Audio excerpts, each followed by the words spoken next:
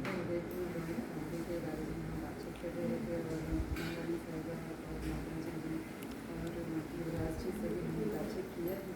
लेकिन छोटे उदयपुर में गुजरात में जो हमारे ब्रह्मकुमारी से उनकी जो संचालक है डॉक्टर महाराजा जी, आज से भी हम प्रोग्राम करेंगे क्योंकि आज रोहित पली है इस आमद की धारा पर छोटे उदयपुर की महाराजा को उनकी परिवार को लेके आना है इस आध्यात्मिकता की जो फैमिली उसमें तो चलिए बातचीत करते हैं किस प्रकार से जनता के साथ उनका संबंध रहता है और किस तरह से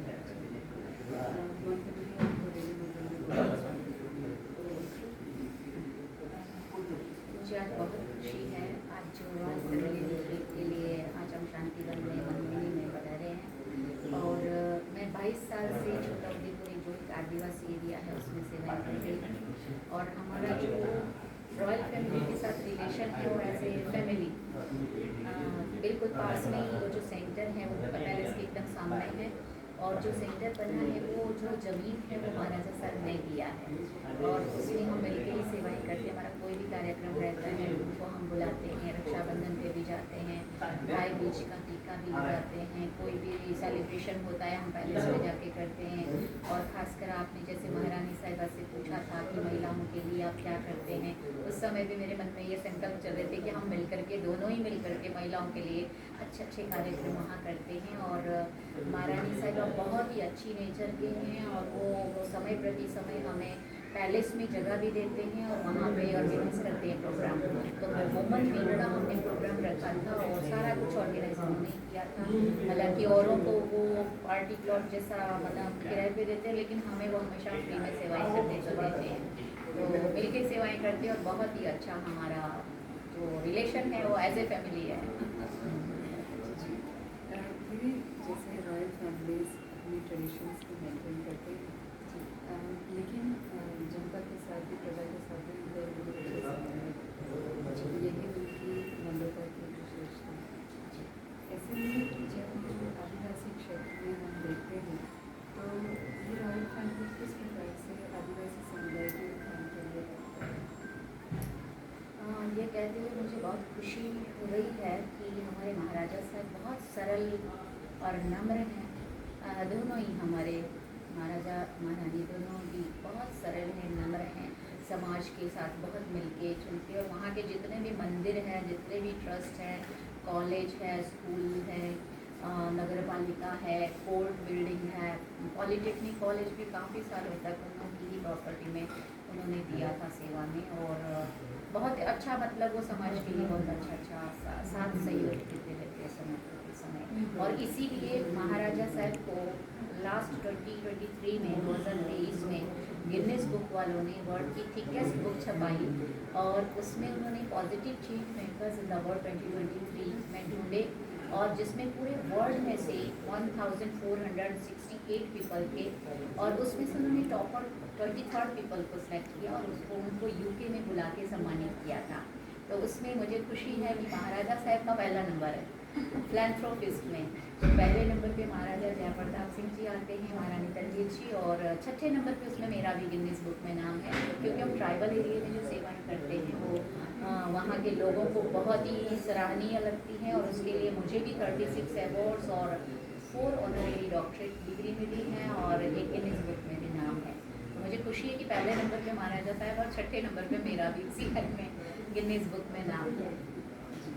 तो किस प्रकार का बदलाव आपने देखा है इन 22 सालों में, क्योंकि आप आध्यात्मिक जगत से भी जुड़े हुए हैं और वहाँ की रॉयल फैमिली से भी जुड़े हुए हैं और वहाँ की आदिवासी क्षेत्र में लोगों के साथ जनता के साथ बहुत ही करीबी रिश्ता होते हैं। किस प्रकार की रीतियाँ कहीं या फिर जो पारंपरिक चीज़ें जो मानवता के लिए सही चीज़ें हैं जैसे चाइल्ड मैरिजेस क्या बदलाव देखते हैं इन 22 सालों में? मैंने ये देखा 22 साल पहले माना 2002 में जब मैं वहाँ गई थी तो व्यसन का बहुत ज़्यादा है, ट्राइबल पट्टा है इसलिए वहाँ छोटे छोटे बच्चे से भी ड्रग्स लेना, गुटखा पड़िका जो भी कुछ दारू खुद ही बनाते वो लोग वहाँ तो वो सब एक पेड़ होता है वहाँ पे जिसमें उसकी दारू खुद बनती है। वहाँ के लोग बहुत सारा ये नशा बहुत करते हैं।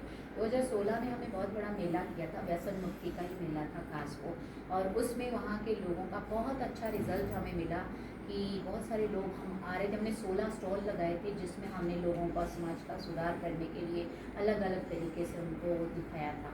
तो उसमें व्यसन मुक्ति का भी एक था, लोग आते थे, देखते थे और समझते थे और आंख में आंसू होते थे और वहाँ पे अपना कुछ ना कुछ लिख के छोड़ के जाते थे। आज से मैं ये गुटखा नहीं खाऊंगा, ये सिगरेट नहीं पीऊँगा, ये दारू नहीं पीऊँगा। ऐसे बहुत सारे लोगों ने छोड़ा वहाँ। व्यसन मुक्ति खास है। और भी कई ऐसी वो है हिंसक प्रवृत्ति होती है ना, जैसे वहाँ छोटी छोटी बात में लड़ना झगड़ना करते हैं और एक दूसरे का मर्डर ही करते हैं सीधा। तो मैंने ये देखा कि काफ़ी सुधार है और वहाँ की जेल में भी हमारी सेवाएं होती रहती है। तो मैंने देखा कि तब से और अभी में काफ़ी सुधार है वहाँ के लोगों में, जो वो लोग इस चीज़ को समझने लगे। और ऐसी आध्यात्मिक संस्थाएं जब वहाँ काम करती है ना, तो वो लोग सुनते समझते भी हैं, हमारी बातों को समझते भी हैं और परिवर्तन करने की कोशिश भी। जो महिलाएं आपको सुन रही हैं, जो उनके मन से पिछड़े हुए होते हैं, चाहे पता है या चाहे मैरिज है या से इस तरीके की परगावी दबाव रहता है, लेकिन वो उन चीज़ों को स्वीकार करते हैं कि हाँ ये हमारा जीवन है, इसमें मुझे कुछ करने की ज़रूरत है। ऐसे में आप क्या कहना चाहेंगे महिला होने की आदर्श जीवन क्या है? बहुत अच्छा प्रश्न किया आपने, क्योंकि महिलाएं घर की लक्ष्मी कहो या घर की सबसे बड़ी सुधारक महिलाएं होती है। अगर महिलाएं अपनी दिनचर्या को ठीक करती हैं, अपने जीवन को सुधारती हैं, अपनी आदतों को ठीक करती हैं, तो वो समाज को सबसे पहले वो अपने परिवार में बहुत कुछ दे सकती है। उन्हीं से बच्चे सीखेंगे, उन्हीं से उनके रिश्तेदार सीखेंगे, पड़ोसी सीखेंगे। उनसे बहुत सीखने को बहुत कुछ महिलाओं से ही मिलता है। मैं समझती हूँ पहली गुरु, प्रथम गुरु जो कहा गया है ना, माँ को। तो महिलाओं को बहुत परिवर्तन होने की आवश्यकता है। और ख़ासकर तो मैं ये कहना चाहूँगी कि महिलाओं को कभी भी कोई व्यसन नशा ऐसा नहीं करना चाहिए। क्यों? क्योंकि उसका प्रभाव ही सारे समाज पे पड़ता है।